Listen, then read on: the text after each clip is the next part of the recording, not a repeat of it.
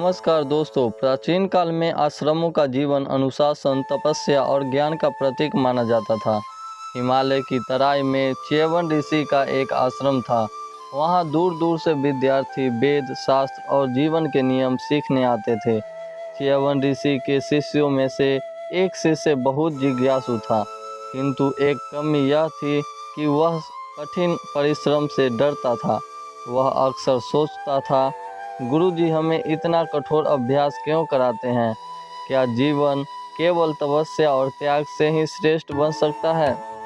एक दिन प्रातःकाल सभी शिष्य जल लाने और आश्रम की सेवा में लगे हुए थे, लेकिन वह शिष्य आलस्य के कारण अपने कक्ष में ही बैठा रहा। जब च्यवन ऋषि वहां पहुंचे तो मुस्कुराकर बोले, वत्स, तुम सेवा में क्यों नहीं आए? से बोला, गुरुदेव, मैं सोच रहा था कि यदि ज्ञान ही सबसे बड़ा है तो इतना श्रम करने की क्या आवश्यकता है? केवल वेद सुनना ही पर्याप्त है ना?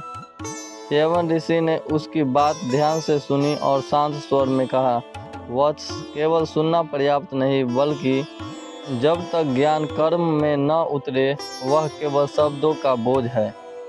अगले दिन च्यवन ऋषि ने उस शिष्य को पास बुलाकर कहा, आज मैं तुम्हें एक कार्य देता हूँ। आश्रम से दूर जंगल में जाकर उस पेड़ की जड़ें खोदो और उन्हें यहाँ लाओ। शिष्य अनिच्छा से जंगल गया। जड़ें गहरी थी, मिट्टी कठोर थी, उसे पसीना आ गया। कई बार उसने सोचा यह काम क्यों दिया गया है, लेकिन फिर भी उसने हिम्मत की और जड़ें निकाल लिया।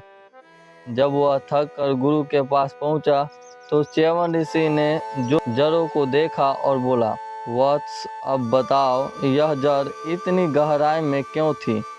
शिष्य बोला, क्योंकि पेड़ ने वर्षों तक धरती को पकड़कर अपनी शक्ति जड़ों में जमा की है।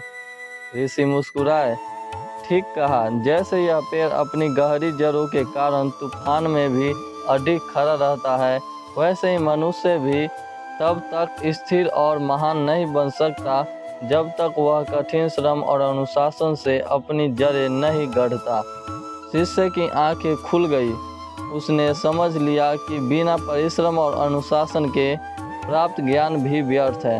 वह बोला, गुरुदेव, अब मैं समझ गया हूँ। मैं आज से आलस्य त्याग दूंगा और तप, सेवा और अध्ययन में पूर्ण मन लगाऊंगा।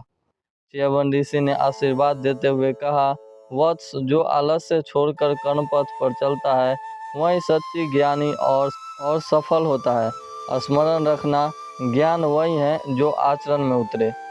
इस कथा से हमें यह ज्ञान मिलती है कि केवल ज्ञान सुनना पर्याप्त नहीं है, उसे जीवन में उतारना आवश्यक है।